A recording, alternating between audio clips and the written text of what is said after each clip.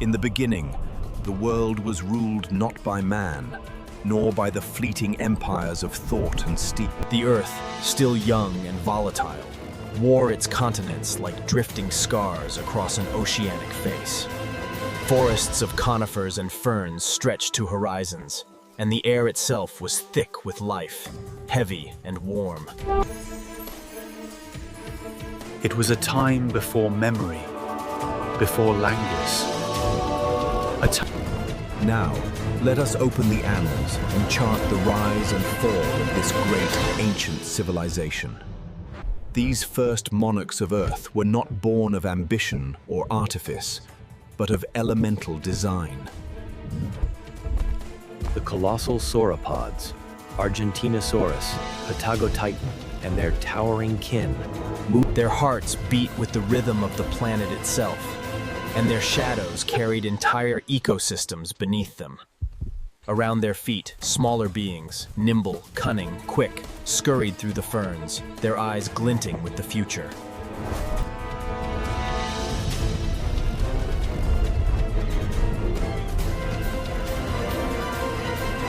Here, the fossil record becomes our scripture. Layer upon layer of sediment tells of an age of abundance. Carbonized ferns, the impressions of footprints stretching meters long, and bones the size of ships. Each species had carved a niche in a world lush and oxygen-rich.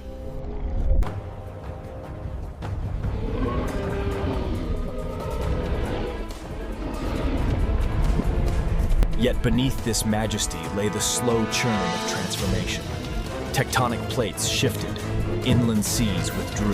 The apogee of the giants, their golden age, unfolded beneath canopies of cycads and towering conifers. The continents, still drifting toward their modern forms, nurtured vast floodplains and inland seas. It was here, across what we now call Gondwana, that life reached a grandeur Earth has never seen again. The very planet seemed to conspire in their favor. Oxygen and warmth abundant, predators few, and food. Here, evolution's forge struck with both extravagance and precision. The titans of the land, Argentinosaurus in South America, Brachiosaurus in Africa, Mamenchus. They were not brute beasts, but masterpieces of natural architecture. Around them, the world pulsed with motion and sound. Herds of hadrosaurs migrated in vast waves across coastal plains, their low calls resonating like thunder. Their minds already hinting at the cunning that would define the mammals to come.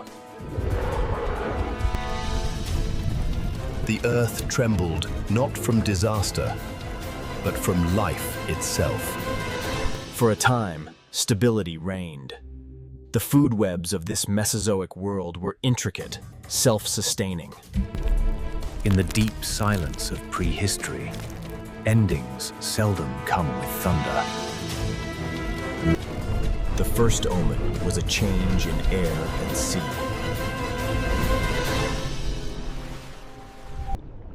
Ocean chemistry shifted. The seas turned toxic. Volcanoes erupted in cycles of fury. The sky dimmed. Photosynthesis faltered.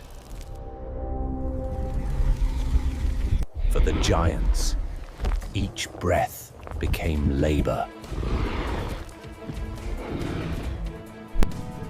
Even the oceans, once cradles of abundance, grew silent. And then, one day, the heavens themselves struck. A rock 6 moles wide tore through the atmosphere. The force was beyond comprehension.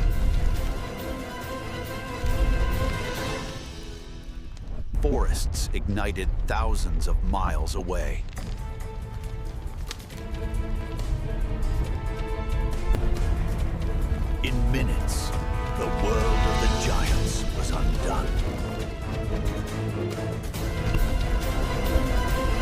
dust and sulfur choked the skies for years. The food chains that had thrived for millions of years collapsed. From ocean depths to mounting slopes, extinction swept. When the dust at last settled, the earth was changed forever. The thunder of colossal footsteps had faded. Yet even in absence, the giants lingered.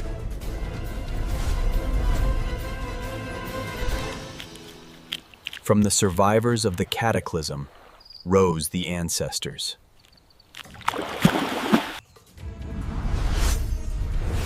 They filled the empty niches the dinosaurs had left behind.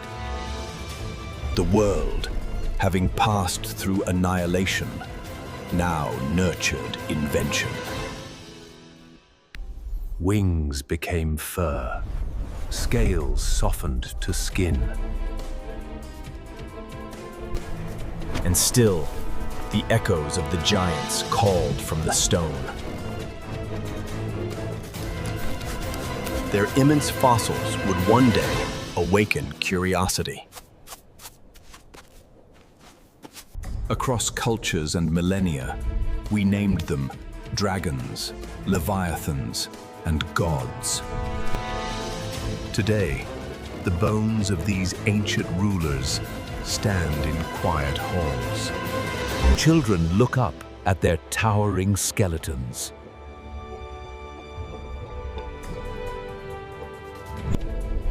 For in the arc of their story lies the grand pattern of life itself.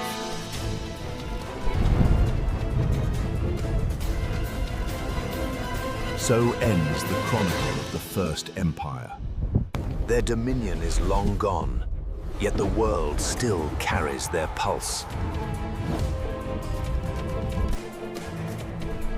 The birds that trace the sky are their heirs.